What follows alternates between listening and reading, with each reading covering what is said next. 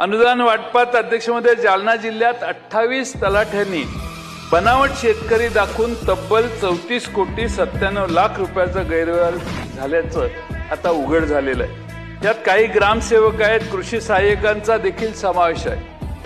अध्यक्षमध्ये त्या जिल्ह्यात 22, 23 आणि 24 मध्ये अतिवृष्टी, पूर, गारपिटीमुळे शेतकऱ्यांचं नुकसान झालंय आणि सरकारकडून अनुदान मंजूर झालेलं होतं। 1,79,000 खातेधारकांच्या 79 कोटी अनुदानापैकी 72 कोटीची तपासणी केली तर त्यात असं आढळून आलं की 34 कोटी 97 लाखाचा गैरव्यवहार आहे। जवळपास 50% गैरव्यवहाराची रक्कम झाली।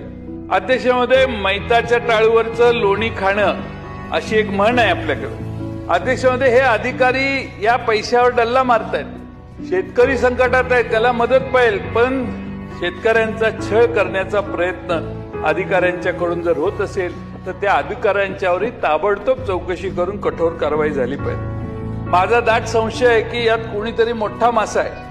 आता चौकशी होईल, छोट्या छोट्या लोकांना शिक्षा वगैरे होईल, तलाठी वगैरे, पण हे धाडस होतं। याचा अर्थ छोटे छोटे मासे न मारता अध्यक्षमध्ये मोठ्या माशाला पकडण्याचं काम हे आपण करावं। आम्ही समजू शकतो की सरकारमधले सरकारी अधिकारी वगैरे याच्यात सामील असतील। माझी विनंती आहे की याच्यात सरकारने लक्ष घालावं।